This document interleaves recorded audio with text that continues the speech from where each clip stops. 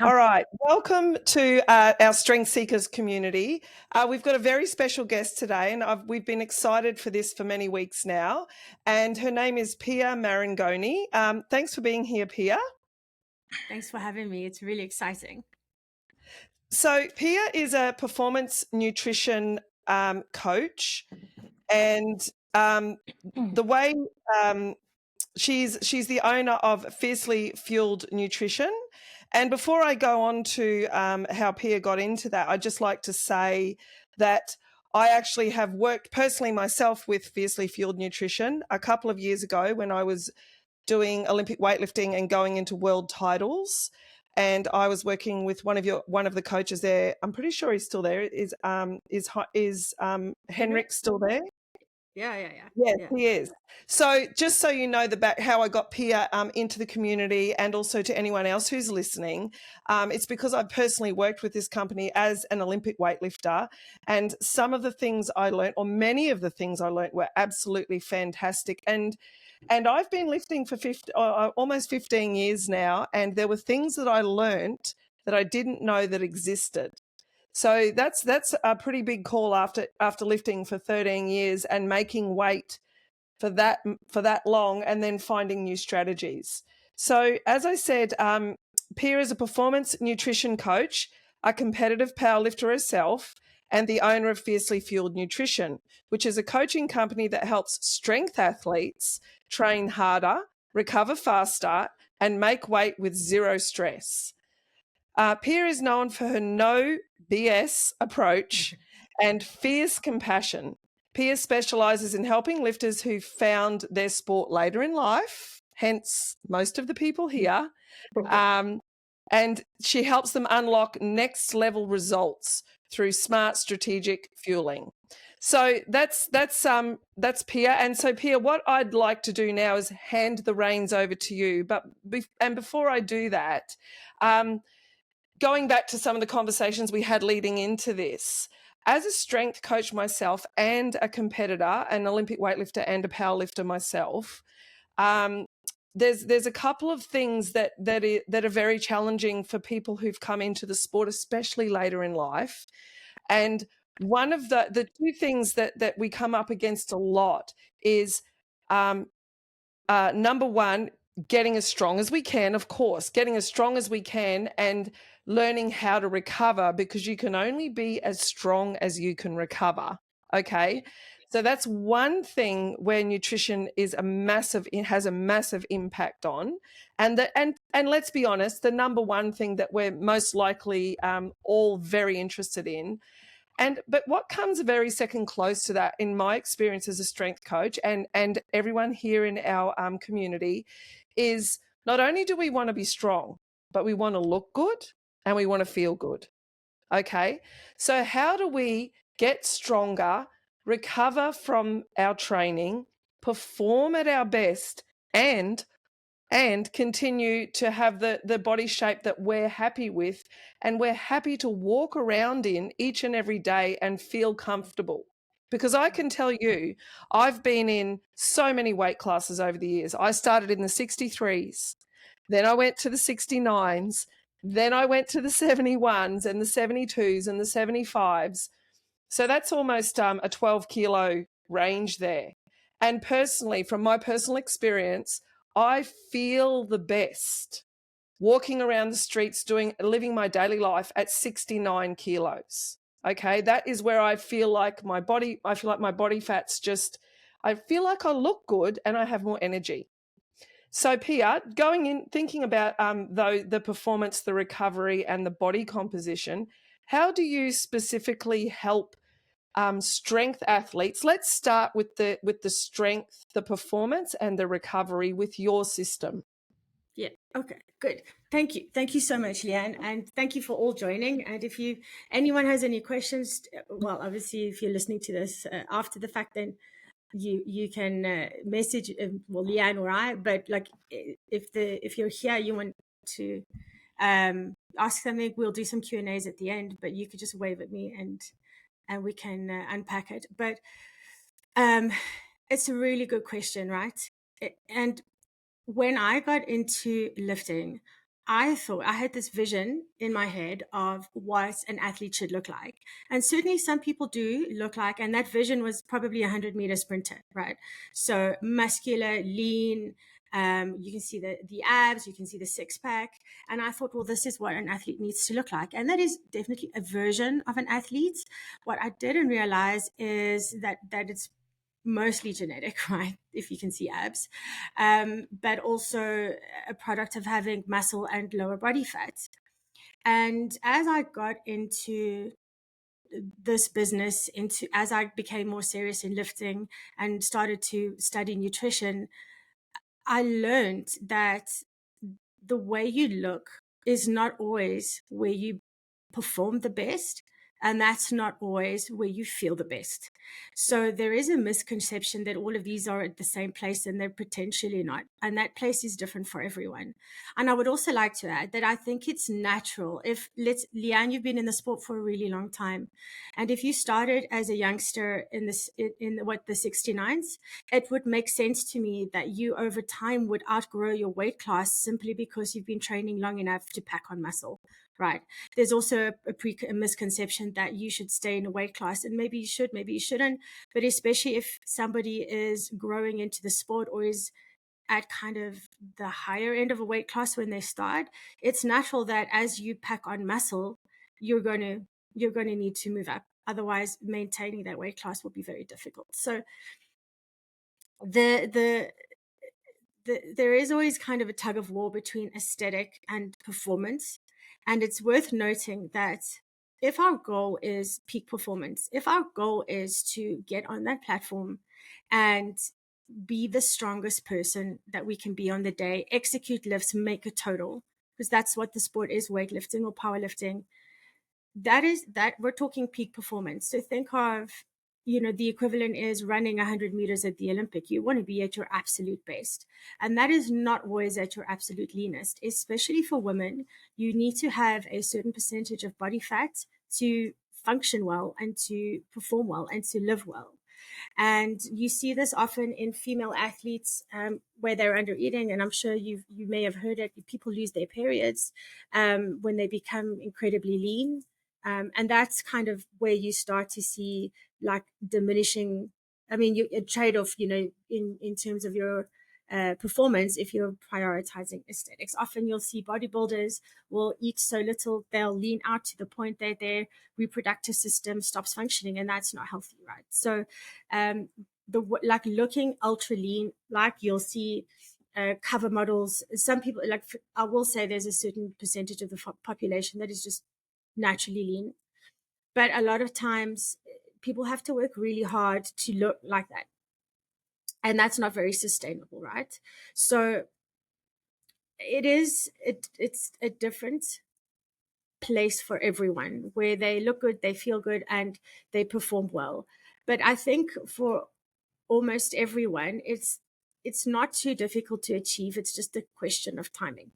And especially if you're coming into the sport over 40, that means you've grown up in a world where, and I'm sure you guys had Weight Watchers back in the day, or nothing tastes as good as Slim feels. And we grew up in an environment where like diet culture was so pervasive. And I've just done a podcast on this with Joni, and that's a challenge, right? Because we grew up like just almost subconsciously with this message that women should be thinner and smaller, right? And maybe we don't think that now, but that sometimes plays a role in terms of when you start to get into lifting, our mindsets towards food. Because if you want to perform well, you want to be your strongest self, you want to pack on muscle, you want to be strong and vital in your 40s, 50s, 60s, 70s. I have 80-year-old clients that are deadlifting more than high school boys. That is a product of consistency over time. So we need to find a way of eating and being that allows you to live day to day, in a way that supports your lifting and your recovery. And that is that's an approach that's more like that's abundance versus restriction. So if we're thinking performance nutrition is about like limiting food or like having everything super dialed in. It's actually the opposite. It's about getting you to eat as much as possible for the work that you need to do and to maintain body weight. It's getting you to enjoy the balance between your day-to-day living and, support food that supports your recovery. It's helping you navigate wedding anniversaries, birthdays, holidays in a manner that is sustainable. Because if you want to build strength over time, what you do every single day counts. And you need to be able to do it every single day in order to have longevity in the sport. Does that make sense? Is that tracking with everyone? So I think the biggest thing is that we often need to manage some mindset around restriction and thinking like, well, if I'm going to pay attention to my nutrition, it's about dieting. Diet in the word that we're paying attention to what you're eating is correct, but not necessarily. It's more around eating with intention, right? And one of the things that we teach people, probably one of the first things you did with Henrik, is look at what you're eating pre and post training. So of everyone who's here, like, you just, with a show of hands, who trains consistently every week? Put your hand up. Yeah. Okay, cool. So you're showing up every day. How many? Every day, twice a day for Sue. How many times a week do you train? Show me on your hand. Okay. Yeah. Okay. A lot, right? 4, 5. Okay. That's consistent, right? That's good movement. How many of you are eating before and after training? Okay. Yeah. Yeah. Okay. Okay. Bernie's sort of half eating. Okay. The important thing, especially if you're over 40, is, and this is often where we start with athletes, is making sure that we're getting in the right, not the right food, but helpful food at the right time around training, right? And for women, especially, to train fasted does not serve them. So what we want to do is make sure we lock in. If you're training consistently, it's very easy to anchor your nutrition habits in your training. So what we do is we say, okay, you're training. Have we got enough energy in the system to support the session that is about to come? So you need to be eating around, I'll get to this, the detail on this in a minute, 30% of your day's carbs prior to training, either through whole food, or who's training 5 a.m. in the morning. Please say no one, because that's just okay. Bernie, 5 a.m. Okay. All right. So if you're, it becomes a little tricky if you're 5 a.m. I'll get to that. But if you're training in the afternoon, midday, or later in the afternoon, it's much easier to get in 30% of your daily carb intake, because you can have your breakfast or your lunch and you can have a well-balanced meal. If you're training 5 a.m., you definitely want to be getting in some food. And what I say to people, and this sounds like kind of, people get really upset when I say have a handful of Jelly Tots or Haribos or Sour Patch Kids as you're warming up for training, because like sweets are bad, right? This is what we were taught in diet culture. But having some quick digesting energy in the system as you're warming up, as you're getting into training, is actually going to give you energy for your session. And that's one of the most important things that we work on with athletes, is giving them training fuel. So, and actually, I've actually got a guide that outlines all of this, and I've sent that link over to Leanne so she can share it with you, and you don't have to take notes. Or if you're watching this on the podcast, you can just download it. Yeah. So 30% of your day is carbs prior to training. Burning 15% of your day's carbs if it's 5 a.m. And it can literally be any quick digesting carbohydrate. And here's the caveat. We want to, around training, kind of go against what we know to be healthy. So this is the time to have high glycemic index carbohydrates. Do people know, do you know what that is? What the glycemic index is, right? So no. So the glycemic index is a measure of how quickly your body can digest the carbohydrate and access the energy from that food source.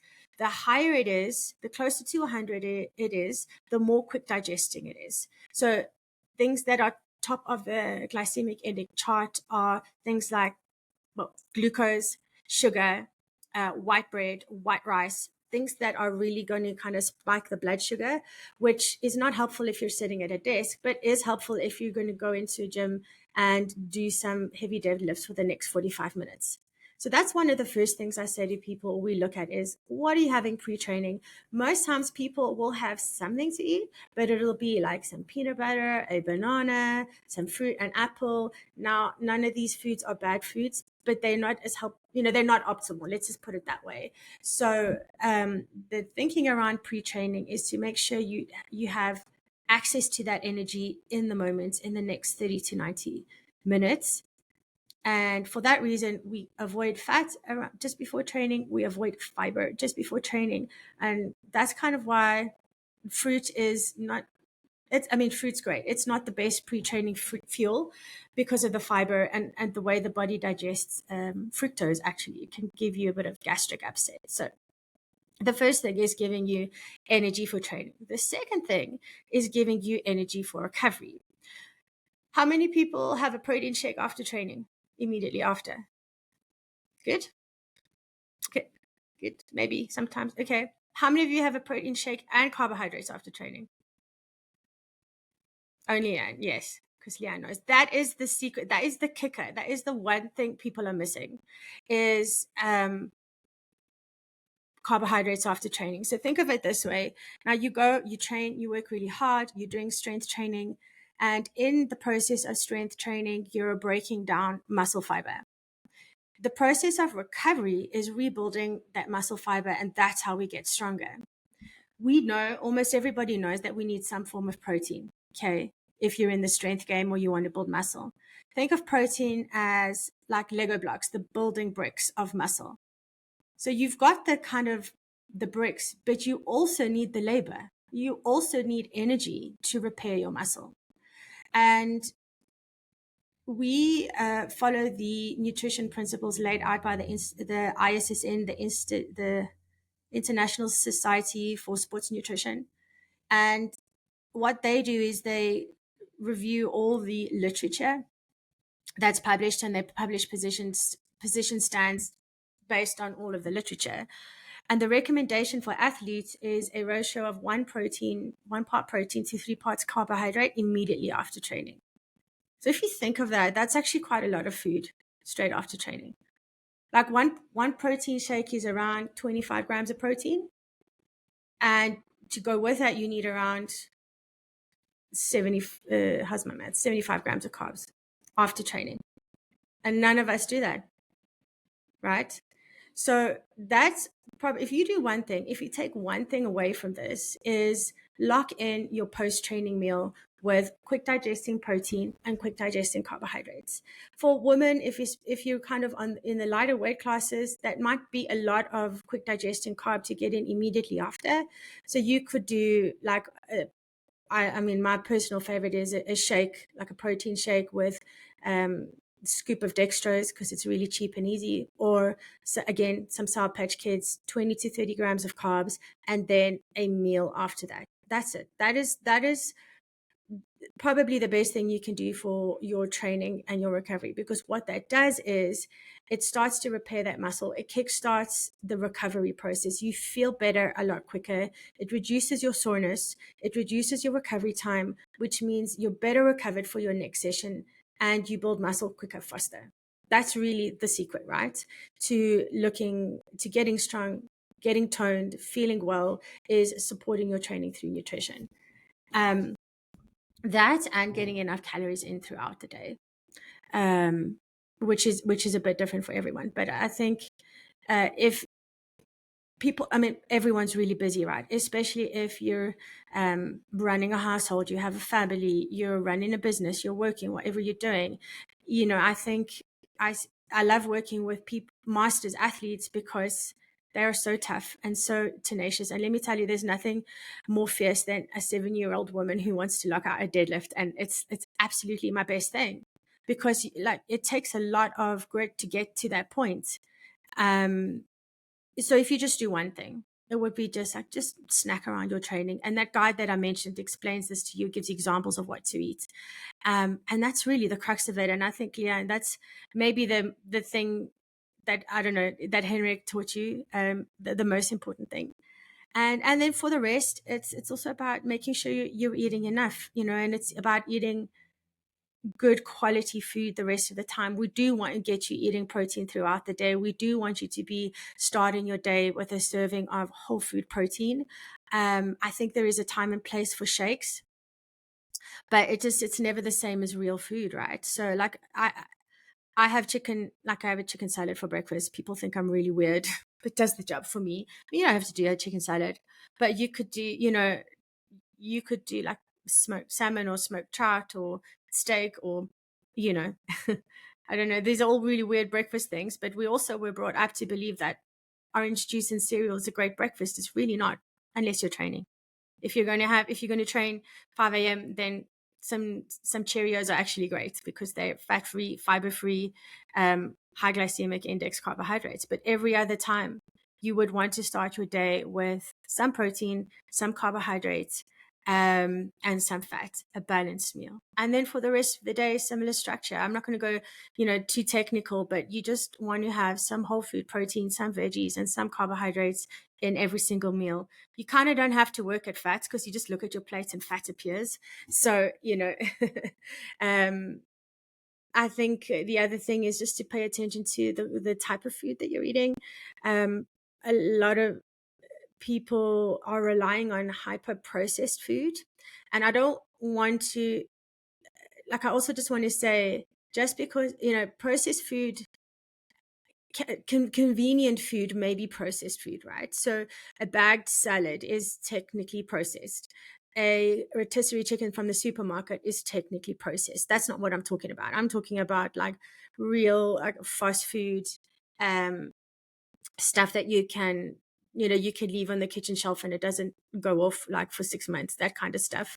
That's where there's been a lot of processing, and that's where we can get in a lot of fat and a lot of calories, and it's not always so helpful. So like those foods are not terrible to eat. It's just you wouldn't want to constitute the bulk of your diet from that. So get 80% of your food from kind of whole food sources, and then you're pretty golden, from a food perspective. And what I'm telling you is really talking to giving your body the energy and the nutrition it needs to build muscle and to nourish you. And if you're nourishing your body, and I'll get into sleep and recovery in a minute, you're going to get stronger. So even if we don't, let's say, cut calories, and I've seen this happen, if you're just eating enough of the right thing, and you're training consistently, what happens is you start to build muscle. The more muscle you have, the more metabolically active tissue you have, the higher your metabolic rate, the more proficient you are at using energy for food, and you start to lean out. And that's where the magic spot of, wow, I'm training, I'm eating, I'm building muscle, I'm leaning out.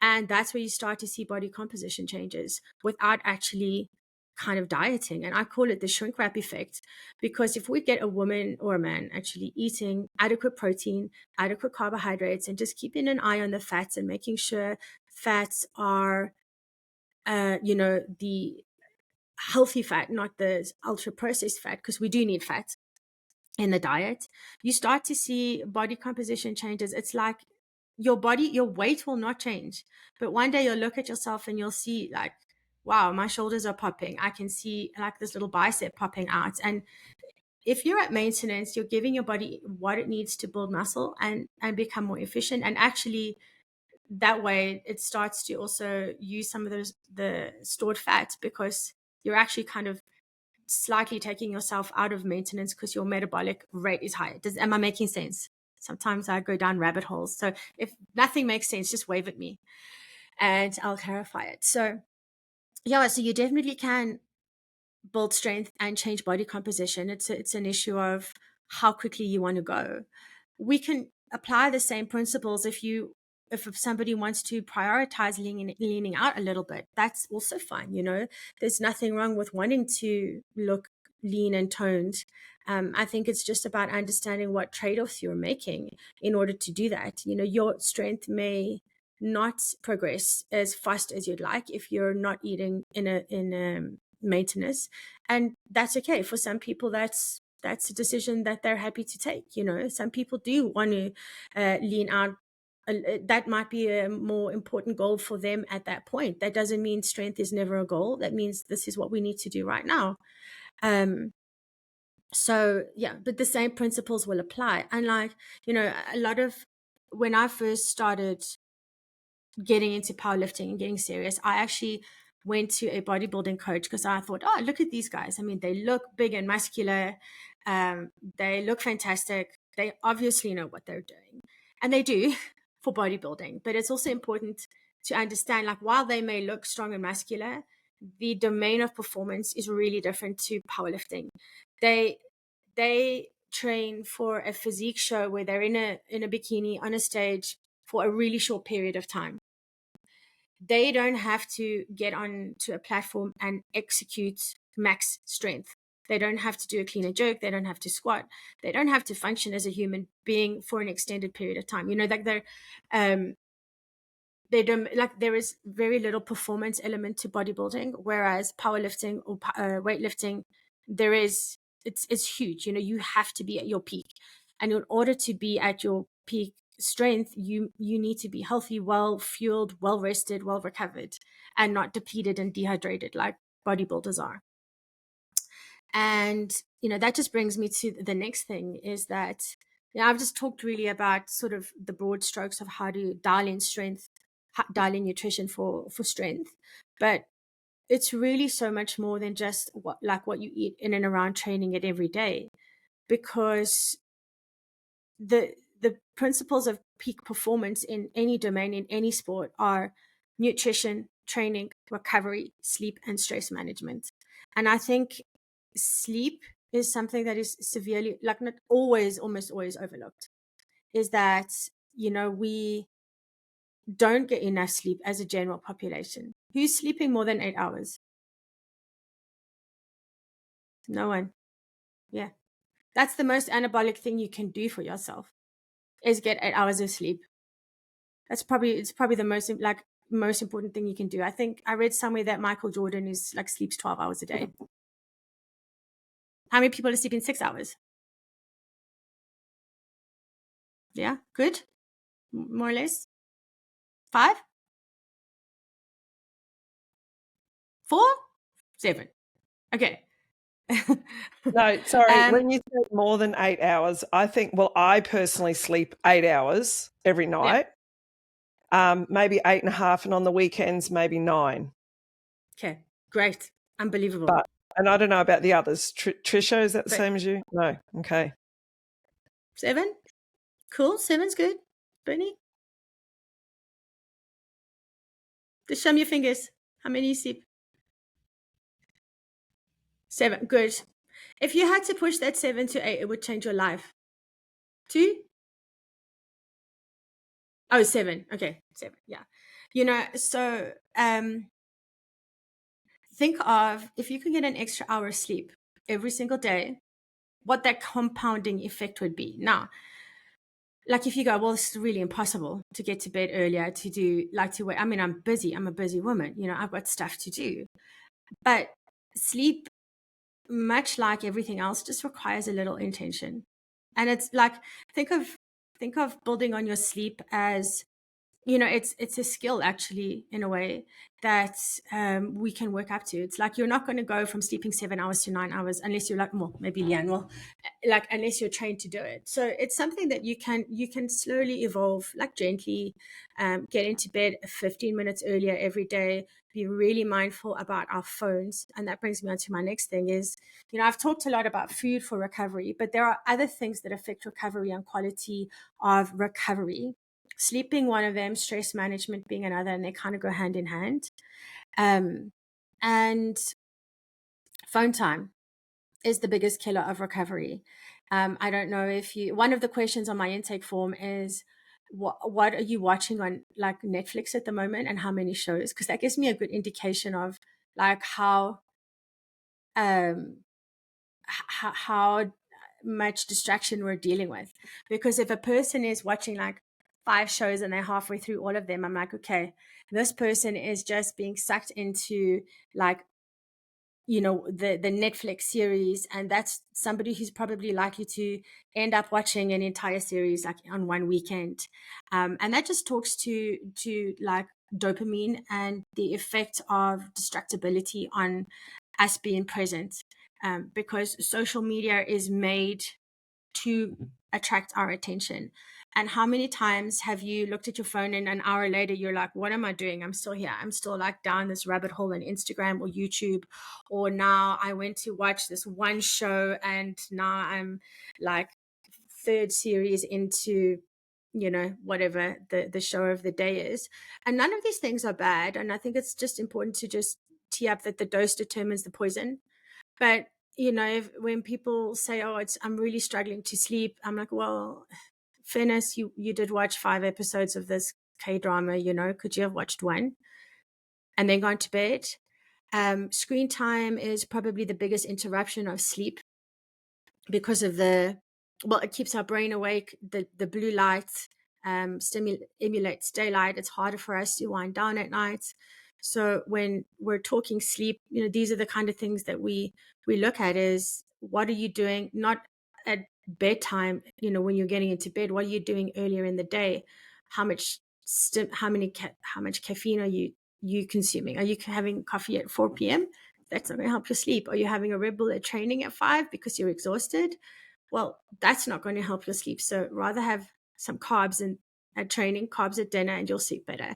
Are you just sitting mindlessly in front of the TV and scrolling when you could be having a nice bath and reading a book and potentially doing a meditation? That will help you sleep better.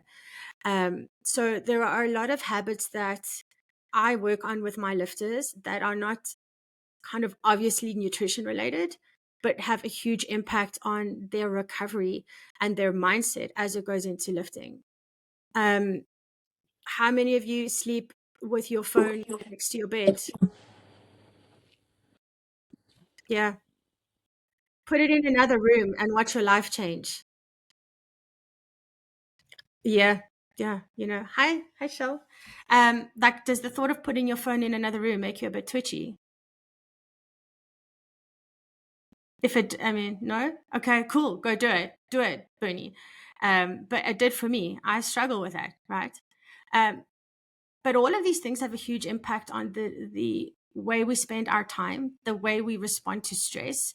If we're constantly being bombarded, like I have a lot of clients based in the US, and the elections have been a source of huge stress for them, and I could see their recovery scores like really tank at the beginning of the year during the elections because of they were constantly bombarded by the news, whichever side of the election they sat on. It was really stressful for them. So just being mindful of all consumption, not just food, but who you're talking to, who you're spending your time with, what you're looking at consciously or subconsciously, is one of maybe the hidden things in the golden opportunities from a recovery perspective, which then plays into like your sleep and your stress management. Yeah. Okay. I feel like that was a big monologue, and I think I've covered all the questions. But and then obviously, alcohol is one of the things that does definitely impact our recovery. And again, it's just understanding the impact of a drink or two or three, and the frequency of the drink, and making an informed decision around it, because alcohol will interrupt our kind of normal metabolic process, which is cool, right? Who doesn't like a glass of something?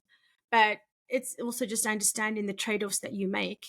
A few glasses of wine will, bless you, Tricia, will interrupt your sleep. It will make you feel like a bit tired. You will be dehydrated the next day. It will show up as training soreness. You might have a shitty session.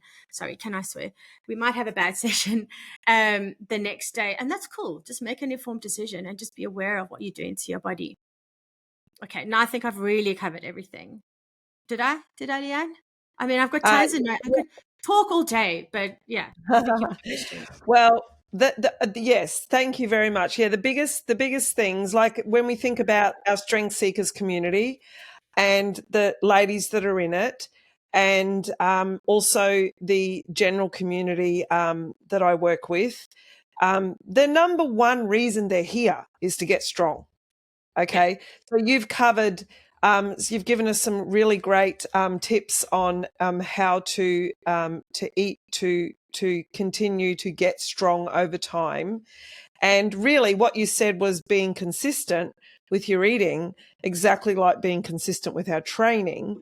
So that was great. The other thing that a lot of ladies come to me for as well, and even some of the ladies here tonight on this call, they want to be strong, but they also want to look good. So that's you were discussing there about look and feel good in their own skin, because we're not just lifters, right?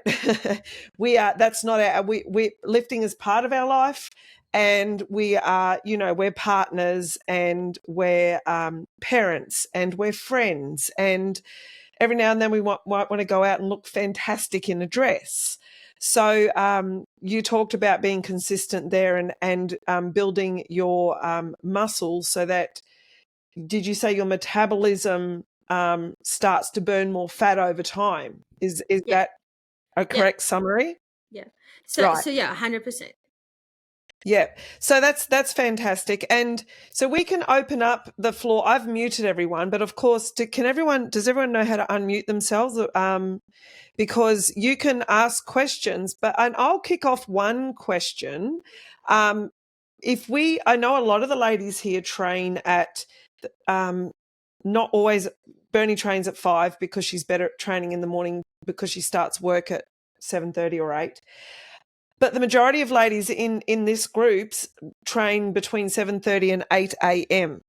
So my question is, when you first wake up and have breakfast, which may only be 1 hour before training, what's the time limit there? So can I have what should I be eating if I'm waking up at 6 or 6:30 and training at 7:30 a.m.?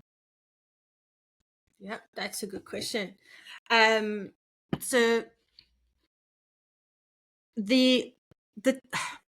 so what would, let me think quickly. My words are coming out. It's something you can play with.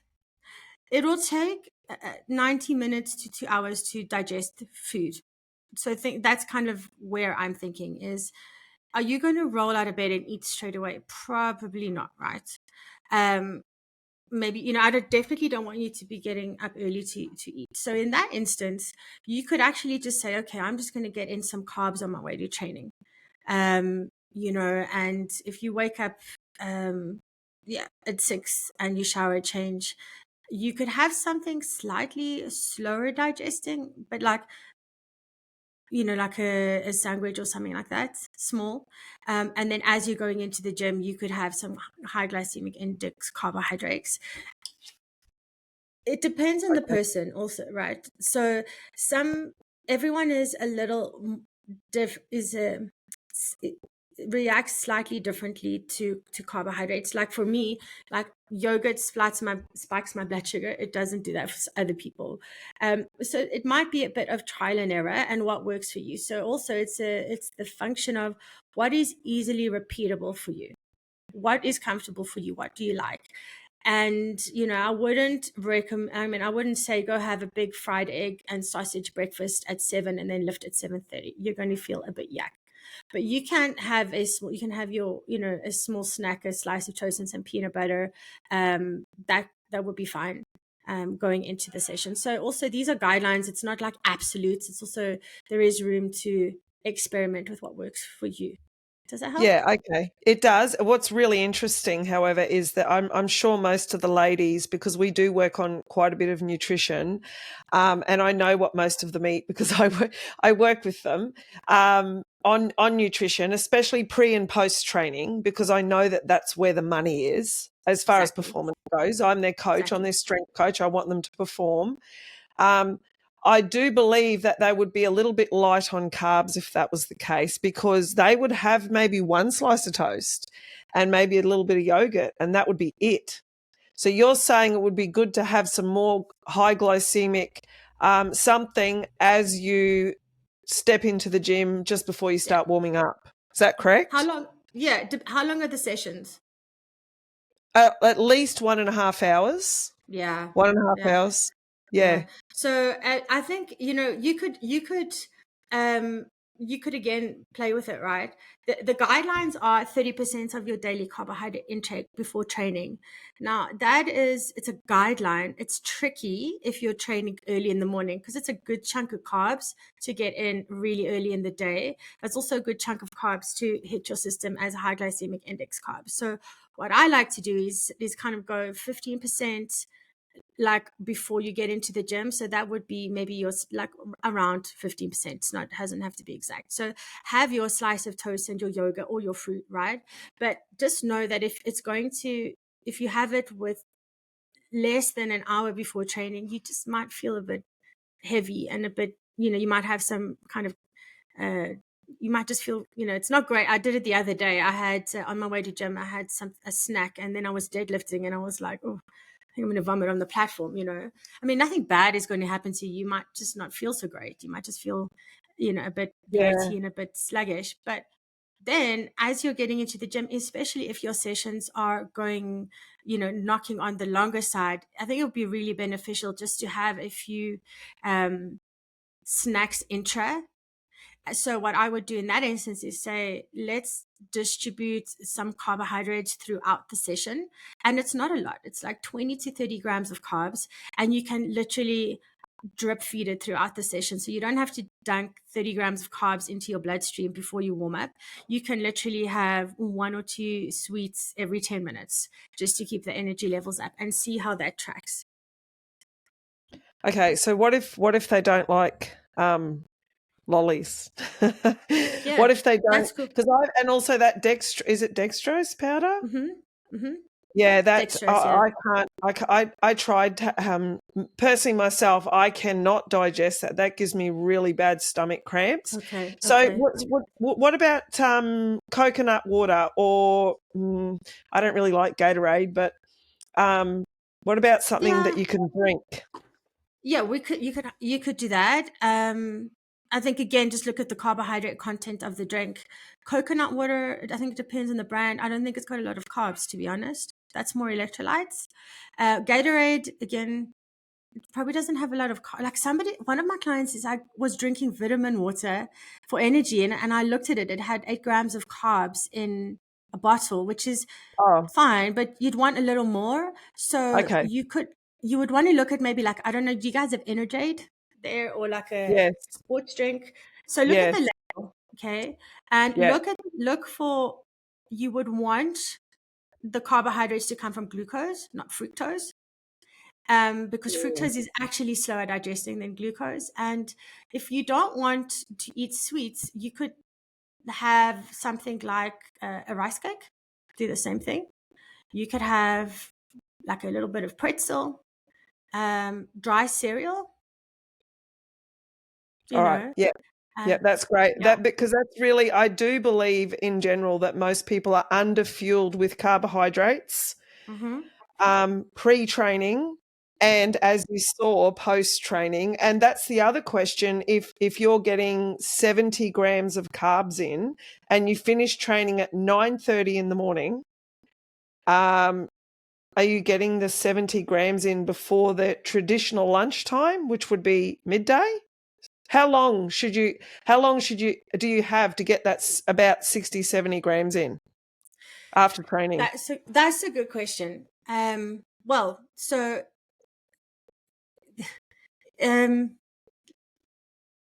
the I want to say the sooner the better, but that's like it's one of those it depends answers, right? So if you're training early in the morning, it's difficult to get all your food in early in the morning. But the benefit is you've got the rest of the day to kind of get your food in. So think of in hierarchy of importance, we want you to, actually, the most important thing is you get all your food in a day. You're eating enough. I've actually got a client who is like a world record breaker, like Sheffield lifter who eats once a day. It's nuts, but it works for him because he's getting all his food in once a day.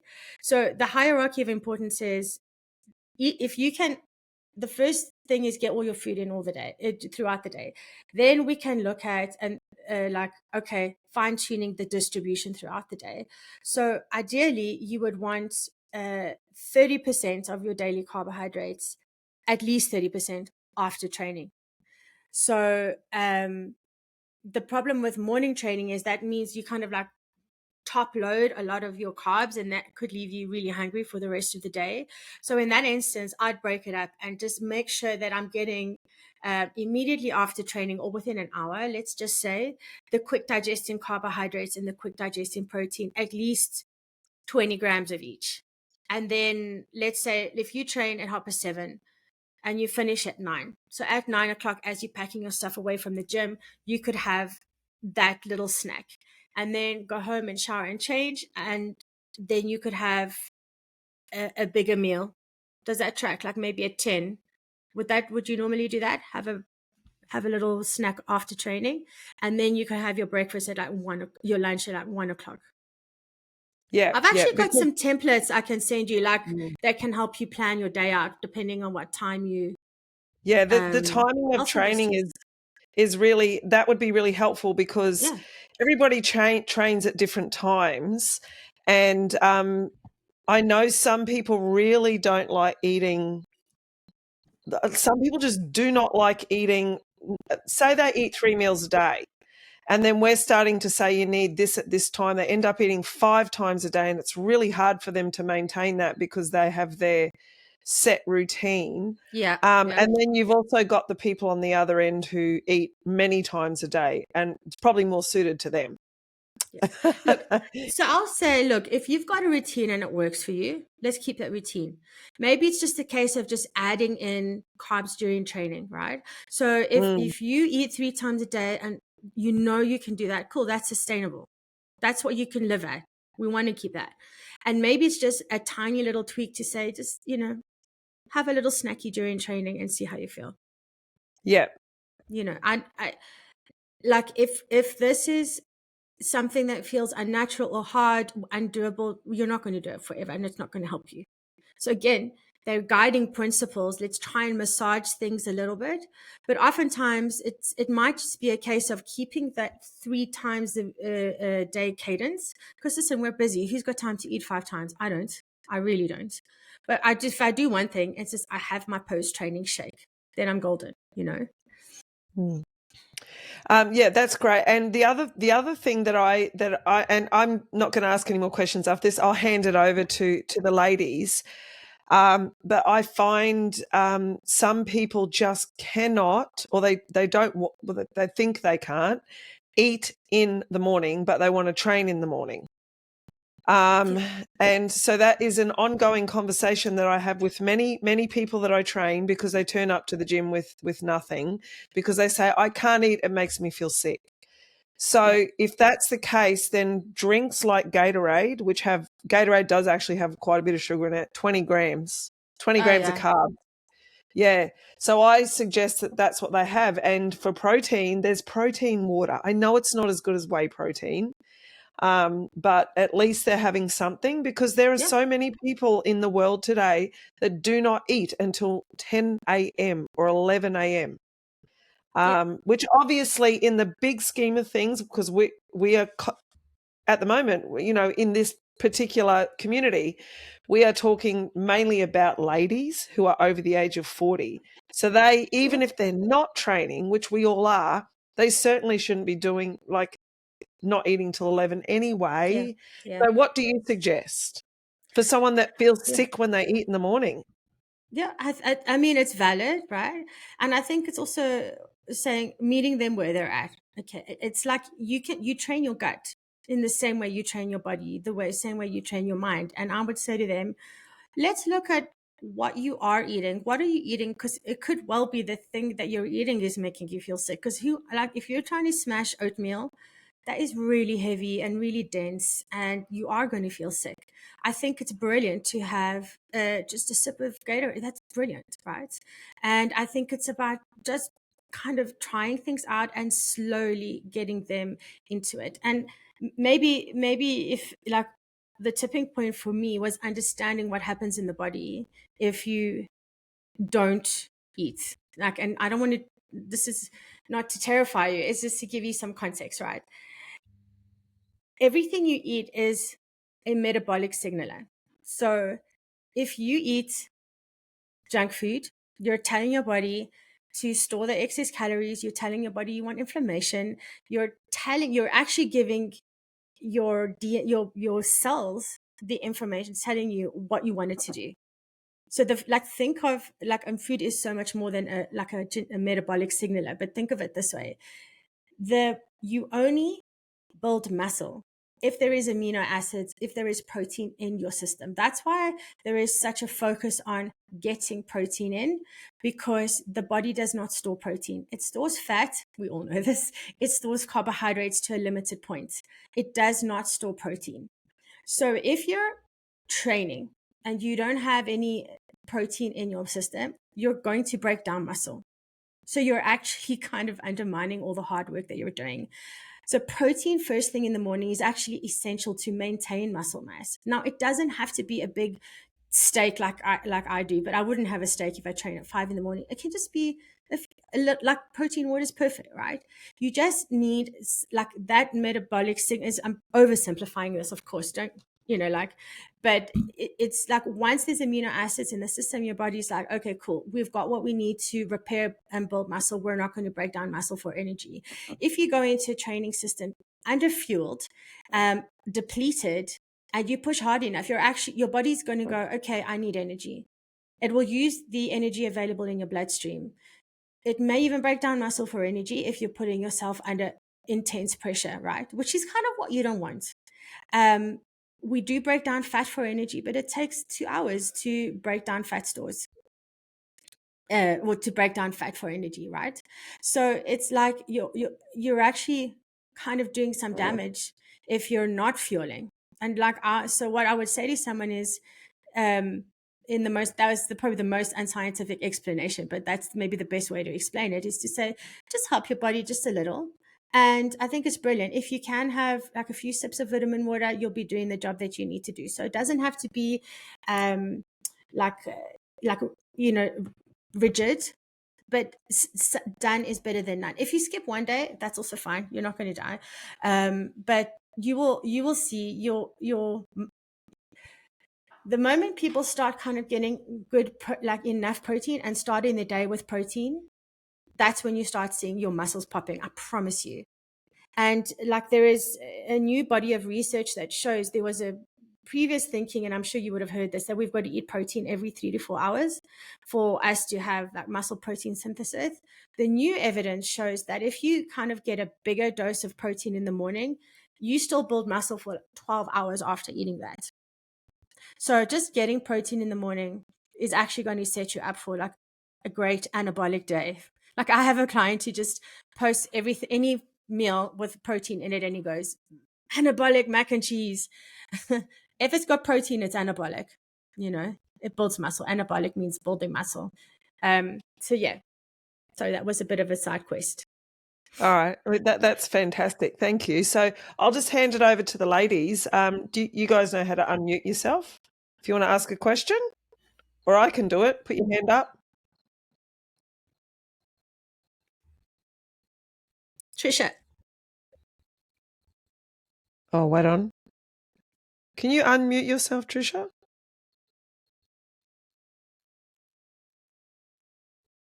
Nope, she's still muted. Come on. Hang on, Trisha. There you go. There we go. Okay. Hi. How much protein do you think you should have per kilo of body weight, or whatever? It's a good question. It depends. It depends on the person. So what I like to do is look at the person's lean mass, because let's say you've got two people, both weighing 100 kilos, and one person's 20% body fat and one person's 40% body fat. One person will have way more muscle than the other. And if you're using per kilo body weight, both people are getting the same amount of protein, but their metabolic needs are different because they have different muscle mass. So the thing that determines your metabolic rate or your metabolism is your muscle mass. So what I do is I look at lean muscle mass and calculate the protein needs based on that, because a person with higher body fat doesn't need as much protein as someone who's leaner, because you don't have much muscle, which in turn allows us to allocate more of your kind of daily calories into carbohydrates, which will give you more energy for training, which actually has this beautiful effect of you being more fueled, more energetic, and that will build more muscles. So it depends on the lean mass, and it depends on the age. If somebody like older lifters get slightly more, I use 2.2 grams per kilo of lean mass. Let me just check that, because I do everything in pounds. And then if we have a body fat percentage over 35%, I will probably drop that to 2 grams per kilo, because that just means you'll be getting too much, like you'll be getting a lot of your food from protein, and that's just difficult to live at. So how do you work out the lean body mass or muscle mass? So very very unofficially. So I mean, often I'll just, like, if somebody has a DEXA or they've got like a formal reading on body composition, we'll use that. Otherwise, it's a fairly, I want to say general, like it doesn't have to be super exact, but we can look at physique, and you can kind of, based off, where somebody is carrying body fat, how much body fat they're carrying, we can make some inferences as to where that would be. Because if somebody is really lean, you can actually see, like, I used to be at a gym where they used to do these caliper tests, and I have like very generous belly, and I was just like, there is no need for a caliper test. Like, I know exactly that I'm chubby on my stomach, right? So you don't need to come with your tweezers and pinch my fat, because I can see it. And those calipers are like really, I mean, unless you're so lean that you have to like really like tug your skin away from your midsection, I don't really think you need to do that. So it's kind of like an estimate. So what I do is, if you wanted to go have a look, there's an app called Sprin that does, like, you can upload a picture that gives you kind of a reading. Although I find with some lifters, because lifters tend to be quite thick, if you want, like, they're quite muscular, it doesn't always read exactly correctly, but for general population, it's fine. Or I look at, there's a website called Built Lean, and they've got like a chart showing body composition. Okay, And but I just would be the way to go, really. Yeah, I've mixed feelings on DEXA. But it's like, it is, I think, in terms of the scans, it is considered the gold standard. But the reading is also, it's not always accurate. It's influenced by like how hydrated you are, like what your body's doing on the day. So it's if you have, it's good. It's a good proxy, but it's like, it's important just to look at maybe more a trend line than take it as an exact science. So like, if someone is like 23 versus 25% body fat, it's like, it doesn't change it that much, and once we start tracking macros and we start measuring their food, we adjust it in any event, Okay, all right. Thank you. So does that help? Yeah, definitely. Thank you. Anyone else got a question? I do. So I do train at 5:30 in the morning. Before I train, I have protein, water, and half a banana. So from what you're saying today, I should be trying to get some rice cakes, or like, what else should I be adding into that? How do you feel during training? I feel fine. Okay. On a scale of 1 to 5, with 1 being and 5 being I'm fucking amazing and I'm gonna take over the world today, where would you rate your training energy? Like, probably on the higher side, 3 to 4. Okay. Kind of thing. Some mornings are better than others. Obviously, it depends on how well I've slept, that kind of thing. But I mean, I've mostly always trained at 5:30. So okay, look, it's, again, we're all different. So some people, that's a really good time. If the bananas, look, the banana's not right. The banana is not bad. So I don't want like demonize food, but maybe you can try adding in any high glycemic carbohydrate. And like the thing is, have fun with it, experiment, find out what works really well for you. So maybe eat an entire banana and see if that makes a difference on your training energy. Maybe I'm a big fan. I mean, I just really like jelly tots because they're tiny and you can have a lot of them, and I buy them in small packets. You can try pretzels, rice cakes, any fat-free cereal, and try a few. That's why I say to people, try a few different ones and see if you notice any difference. Maybe you do, maybe you don't. I would say that I'm a bit biased. I would say that you will, but it's pretty individual. Okay. Can I ask a question in that then? If Bernie's feeling fairly good during her training at 5:30, but then by 1 p.m. she's absolutely exhausted, is that a reflection also of like, is there any type of delayed effect from not having enough carbs?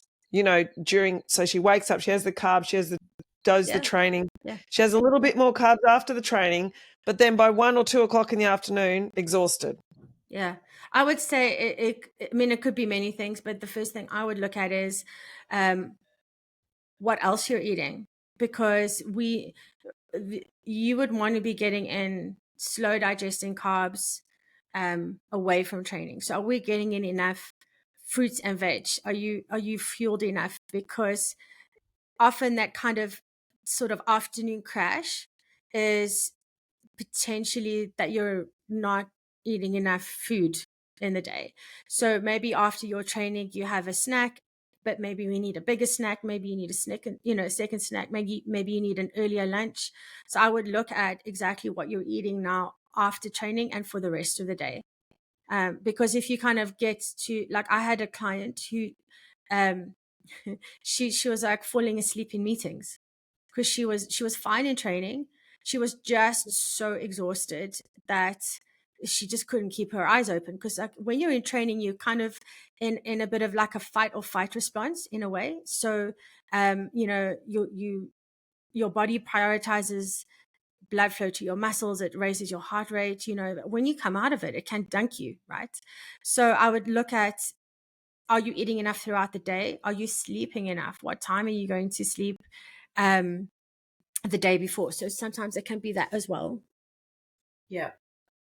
Well, my goal at this point in time is to actually lose weight because I put on a heap. So I think I'm around 1,600 calories a day. Is that I'm what you said before really resonated with me. Like, my body composition is changing now that I've really got back into training and training consistently again, but the scales aren't moving. And like, I'm okay with it today, but I haven't been up until this point. So it's just a matter of waiting, like just continue to do what I'm doing, which I am going to do. It's tricky, right? It's frustrating because you're doing all the things and you're like, why is the scale not moving? Sometimes, like I would say, and I'm sure you've done this, is, other things that can give you indications of making progress are how your clothes are fitting, how you look, is your body composition changing? There we go. Right. So that means be patient, dig in, things are coming. It's difficult to say on 1,600 calories if that's an appropriate amount of food, because again, that's really individual. It depends on how much movement you're getting in throughout the day other than training. Not a lot. Like, I basically have a desk job, so that does make it difficult. It does make it really difficult sometimes. It could be like, how much of what are you eating? So I would look at using what I said to Trisha on how to calculate, just double check your protein intake. It may be a bit high. Maybe you need to shift some more more energy over to carbs. Maybe you need to lower fat a little bit. On the fat, we haven't talked a lot about fat. I like to keep fat at 25 to 30% of daily calorie intake. I find that's a good range. If someone's cutting, it's a little bit lower, never lower than 25% of daily calorie intake. So, it could be that. The fat's always the sneaky one, because you'll just be like, you'll look at a cup of tea and it'll have 15 grams of fat in it without you even trying. But those are the things that can get in the way. And sometimes maybe, it sounds counterintuitive. Sometimes you need to increase food a little bit for body weight to drop. So if somebody has, I don't know if you've been kind of cutting for a while, but if you've had a history of dieting and a history of looking to cut weight, sometimes we need to reverse diet you out of that, because when we cut calories and when we take food away, the body's very smart. It's like, oh, right, well, this human isn't feeding me, so I'm just going to become more efficient, and like it down regulates your metabolism to function on lower calories. And if you constantly dieting, your body's really smart. It like becomes very adapted to surviving on 1200 calories. But we can do the reverse of that too. We can get it upregulated. So sometimes what we do is we intentionally increase, mild. It's not like we're going to double your food. It's maybe 100 calories a week, right? And we slowly reverse out of that. And just because of that, you start to move more, you start to be more active, you burn more energy, and then hold you there for a moment and then drop the calories again, and everything kind of swishes. So it's, again, there's a lot of context, but I would say be patient, hold, keep going, because I think we are living in an instant gratification age. Yep. And I promise you, when I first started, I did this diet challenge. I was like really at about 45% body fat. And I thought, I am going to have these visible abs in 3 months. I genuinely thought that I would look like a bodybuilder in 3 months. And I didn't even look close. And I was really, really, really wounded that didn't happen. But it's to do this in a manner that is sustainable and that will not rebound does take time and patience, and it is hard, Bernie. So if your clothes are feeling good, you're feeling well from an energy perspective, I would just say just hold, keep steady. You're in good hands with Leanne. She knows what she's doing. Be patient, be diligent. It will come. My numbers that I'm lifting have gone up a lot, which probably there you go. correlates to my weight being higher as well. Yeah, you could also be, there's a lot of things that can obscure the day-to-day weight on a scale. So, your body will fluctuate day to day. If you have more carbs than yesterday, if you have more sodium, if you have a drink, if you go to bed late, if you have more fiber, if you're really stressed, if you really sore from training, all of these things can also show up as water weight on the scale. And sometimes if you're like, a lot of things are in flux at the moment, it can actually muddy the waters and you are actually losing body fat, but it doesn't show up immediately because your body's doing stuff. Also hormones, right? Especially if we're in perimenopause or menopause, it's like, hey, that's wild, man. Your body going to do its thing. So yeah, I would just say keep notes, be patient. Eat your foods, lift your thing, sleep your sleep. That's very good English. Sleep your sleep. Yeah. Yep. Thanks. Welcome. Does anyone else have any burning questions for Pia while we've got her here? Or we've pretty much, I know, Shelley, you just came in towards the end, and I'll put this whole recording up anyway on Strength Seekers. Yeah. On our I'll community. put it up on mine. You guys are going to be celebrities. You guys are all cool with that. Yeah. So Pia, I know that our ladies are everyone here. Shelley, not yet. notice I say yet, Shelley. Most of the people I work with either are here because they want to get stronger, like I said before, or and they want to compete. And when I said right at the very start of this podcast that I learnt some things from, is it Henrik? Is that how I say it? When I learnt some things from Henrik, it was more along the side of the lines of how to drop weight into the weight class. So things like not eating as much fiber. Like all I did for 1 week was I didn't eat as much fiber. And I'm like, why didn't I know about this 12 years ago, right? Because it's such an effective way to drop weight. I only need to lose like 1 or 2 kilos. But so what I'm saying now is all the ladies here, Shelley soon, don't shake your head, Shelley, will be already have stepped on the platform or would love to step on the platform. So can you please give them some ideas of how they could possibly, if they want some extra help with weight classes and energy and recovery, how they could work with you or or obviously Fueled Nutrition, because I know you've got several coaches, don't you? Yeah, we do. I mean, look, I think it depends on, it's really dependent on the person. How far is everyone away from weight class? Show me in your hands. 1 kilo, 2 kilos, 5 kilos. If you're 5 kilos, then maybe that's a different discussion. But I mean, look, if you wanted to work one-on-one with a coach, we have an application process. That sounds quite actually rude, but like we're really intentional about the people that we work with, because if you are just wanting to like wait for a meet and have a little sweat and then be done with it, that's not very much in alignment with Fiercely Fueled, which I doubt it's anyone in this room. But, my goal is really to empower people with the knowledge that they need around nutrition. So they never need another nutrition coach. So you know exactly how your body responds to all of the things that I've just mentioned.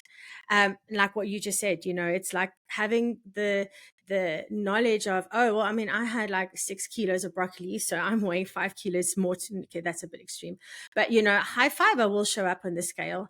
If you change your hydration, that will show up on the scale. If you have sushi, that will show up on the scale. And just understanding how the body fluctuates day to day can give you the tools that you need to make weight if you're 1 or 2 kilos away from weight class. And that maybe is an entirely different podcast, Leanne. I mean, I could go on about that for hours, but Fiercely Fueled is really about teaching you. So think of it less as nutrition coaching and more as like a program, because we have a very, very specific flow and a very specific kind of progression through the program. I think it's a bit different from when you were with Henrik. We've changed things a bit. Is that, like there is a graduation point where you should have enough knowledge about your body nutrition recovery that you should never need another nutrition coach. You're empowered, right? If you want, like I always say to people, I mean, if you want to stay with us, we'll never say no. But my aim is to create empowered, self-led athletes. And I think that's the big piece that's missing in general for women and in this sport actually, and women in general, is the knowledge of how these things work. There's no magic formula, really. There really isn't. It's about having the context and the knowledge of how your body adapts to these things. So we have an application process just to make sure that we're in alignment. And then we meet. I meet personally with everyone. We chat a bit about their goals, what they need, and then if we're a good fit and they're a good fit, then we pair them up with a coach. So it's kind of simple and straightforward, but really looking to work with people who want to invest in long-term strength. So because that's your biggest focus, isn't it? Working with strength athletes. That's your particular passion and your biggest focus, which is slightly different, because I've worked with different nutritionists, slightly different to someone who's focusing on nutrition in general for the general public. You specialize in working with people who want to get strong and stay strong for life. with their Yes. Yes. nutrition. Yes. Yeah. I mean, So we do Matt work Taven with can- other athletes, but yeah, you know, I feel like if somebody's showing up at the gym, they're committed. I don't have to convince them that they need to build strength so they don't get osteopenia and break a hip when they're 80, right? And let's be honest, like no one does powerlifting for money. I mean, like some of us a coach, but it's not a professional sport. And the real benefit of powerlifting is to be a strong woman, a strong mother, partner, grandmother, you know, to pick up your grandkids, to pull your bag off the overhead compartment, to carry your shopping up the stairs. The real benefit of powerlifting is if you trip, you don't break a hip, because we know that's a life sentence, right? And that kind of strength is built in the day to day. And that's built with just knowing how to kind of constitute a good meal and get good sleep. So for me, it's like, it's lifting for life, but also lifting for your life.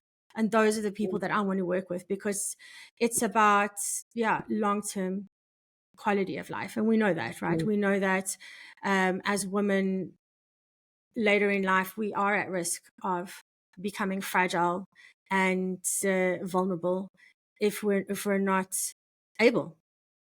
And it's really cool to be able to work with. I mean, like I had an 82-year-old client who, it's just insane that the old narrative was that, oh, you get old and you don't build strength. That is absolute BS. Bullshit. It's 100% bullshit. I've seen it. People in their 60s, 70s, 80s getting stronger every day. It's entirely possible. And those are the people I like to work with. So yeah, if you're showing up at the gym, you're already halfway there. We just need to kind of close the circle. Really. I don't need to convince you, because you're there, No. you know. Sorry, All side right. quest. I'm No, famous for my that's side okay. quests. That's totally fine. I like to give, I like to give our community options of, you know, if they want to do a little bit more work than what I can provide, because I'm not a nutritionist, I can give them basics of what I know. And then I like to be able to give them, point them in the right direction, to lead them to the people that can really help them if that's what they want. And I know from my experience that, working with someone one-on-one for, I can't remember how many months I did, but let's just say a 3-month or a 6-month period. If you do that, then I don't work with nutritionists anymore. I think the last time I did was with Henrik, because I was in that weight class that I don't really like being in. And I don't like dropping weight. I will tell you that. I would rather be in the weight class underneath. I would rather go up a weight class than have to drop weight, because for the first 5 years of my lifting, I dropped 2 kilos for every single competition I went in. And I didn't do it smart, because I didn't have someone to work with. And then, of course, I woke up after the first 4 years and went up a weight class, and that was fantastic. But then, of course, I got into powerlifting, and powerlifting in general, their weight classes are a little bit higher than Olympic weightlifting, as in, I'm very close to that middle 69, 71, 72 area. So I ate my way up into the 72s, because, you know, it was go 67 or go 72. So if I naturally sit at 69, it is better I believe, in my experience, it is better to maintain your performance to go up a weight class than struggle to drop 2 to 3 kilos. Yeah. When you're at the body composition that I'm at, and then this is, you know, those middle weight classes I'm talking, because I don't have a lot of body weight to lose. I don't have a lot of body fat. What am I going to lose? I'm going to lose muscle. Yeah. So that is when someone like Henrik really comes into play, because I'm in that middle zone where we're only talking 1 or 2 kilos. And I know that might sound kind of like weird to some people. They're like, well, you're only talking 1 or 2 kilos. But a 1 or 2 kilo weight cut in my experience, can mean the difference between, I'm going to put it into numbers here, a 180 deadlift or a 185 deadlift. Yeah. And that's 2 the difference kilos. between podium or not podium. Yes. Yeah.